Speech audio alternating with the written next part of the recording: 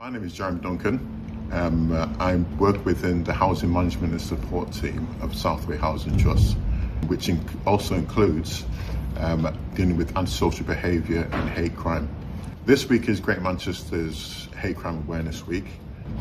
Today I'm joined with Rose, who is the Chief Executive at Stop Hate UK.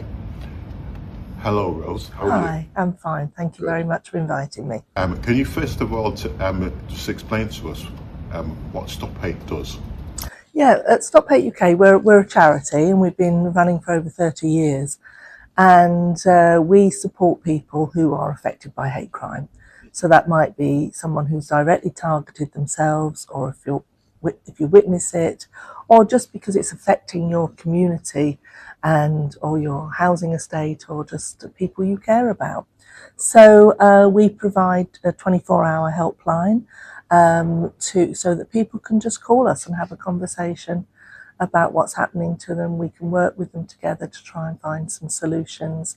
And obviously we work in partnership with Southway Housing Trust to do this.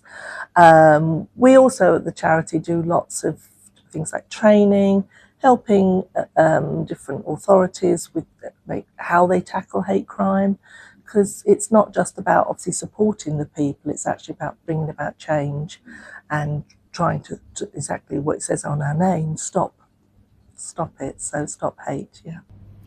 Can you give an explanation as to or give a definition of what hate crime is? Yeah, well, hate crime, we like to talk about hate because there are, the crime implies that the police will be involved directly.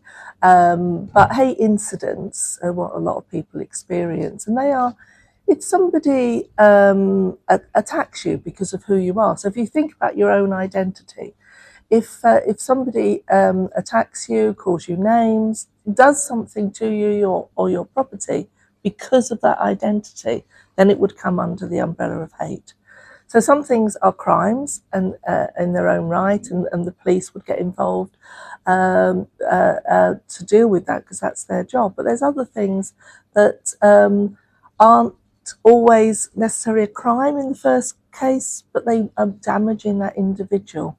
So we want to support them. We want to try and get that to stop before it escalates into a crime, and we look at other solutions, such as, say, working with Southway Housing Trust. But it is about, has somebody done something to you that was, potentially a crime, that crosses, that would cross the criminal threshold, but they've done it to you just because of who you are. That might be because of the colour of your skin, your race, your sexual orientation, your transgender identity, your gender identity. It could be about your faith. So it might be because you're alternative subculture. There are so many different things that it could be.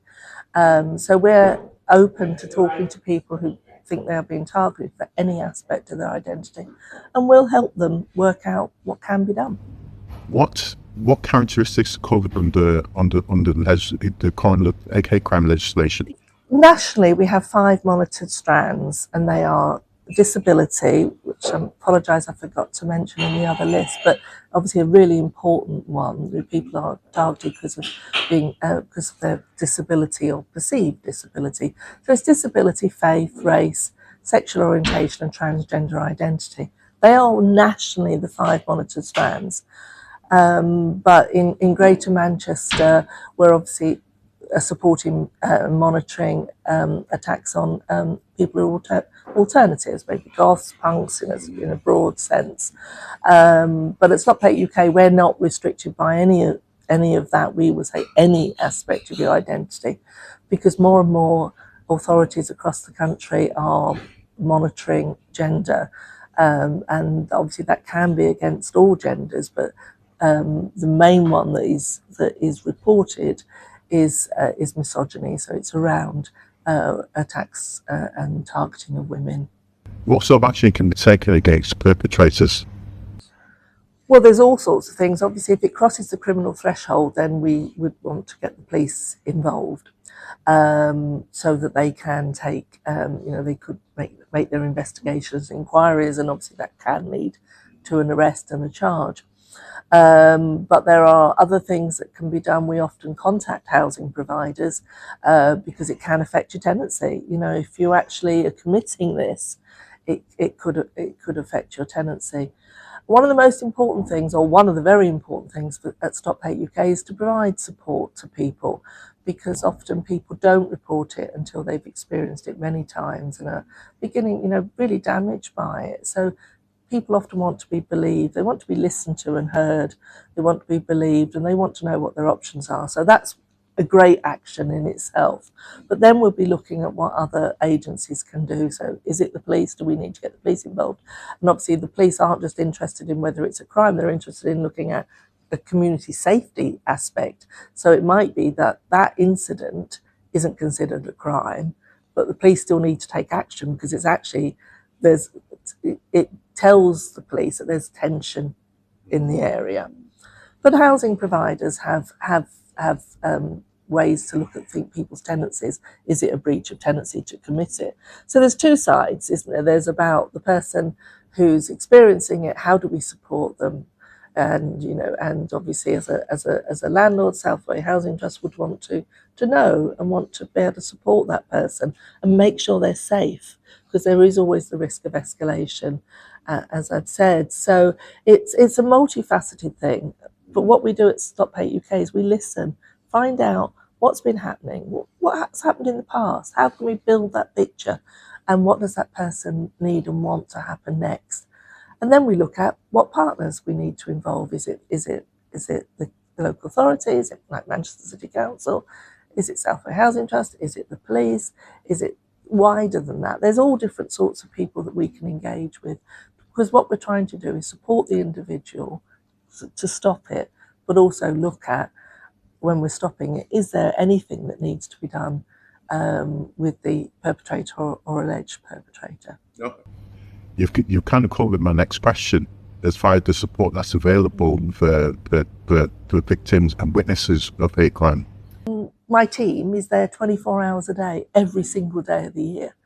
And I think that's a really important thing, that you haven't got to stop and think, is it open? You know, do they want to talk to me? Yes, we do.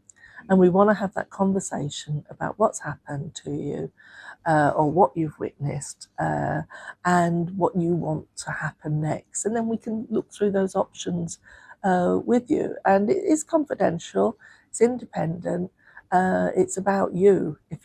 So when you contact, it's the conversation is with you, and listening, believing, helping you gather the evidence. We work very firmly on the basis that just because there isn't any evidence doesn't mean it didn't happen. So don't worry. If you haven't got any evidence, don't worry.